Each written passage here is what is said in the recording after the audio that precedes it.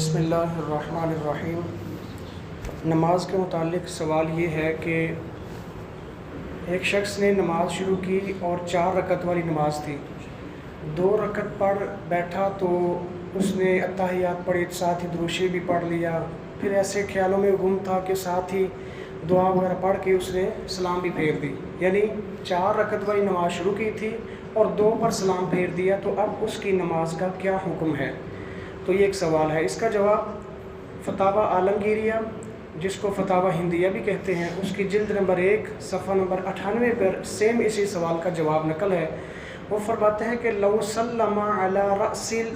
الرکعتین، اگر کسی نے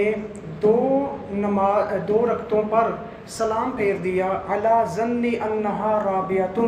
یہ گمان کرتے ہوئے، یہ سوچتے ہوئے کہ یہ میری 4تھی رکعت ہے، حالانکہ حقیقت میں وہ اس کی 2ری رکعت ہے، 2ری پر اس نے سلام پھیر دیا ہے، لیکن گمان یہ تھا کہ میری یہ 4تھی ہے، تو اب وہ کیا کرے گا؟ فرماتے ہیں فَإِنَّهُ يُقْضِي صَلَاتَهُ، وہ اپنی نماز کو مکمل کرے گا، وَيَسْجُدُ لِلسَّهْوِ، اور آخر میں سجدہ سہو کرے گا تو اللہ تعالیٰ اس کی نماز قبول فرما لے گا۔ اب اس میں یہ ہے کہ اگر اس نے سلام پھیرا تھا اور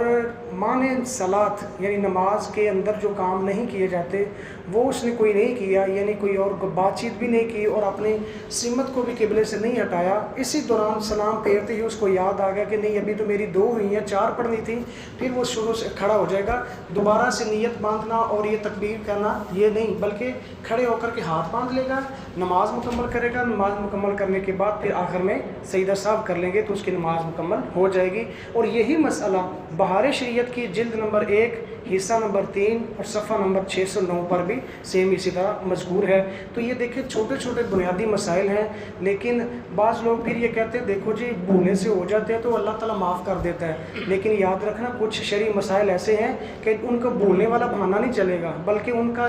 علم حاصل کرنا یہ ہر ایک کے اوپر ضروری ہے۔ سرکار دو عالم صلی اللہ تعالیٰ علیہ وآلہ وسلم نے فرمایا طلب العلم فریضۃ علی کل مسلم،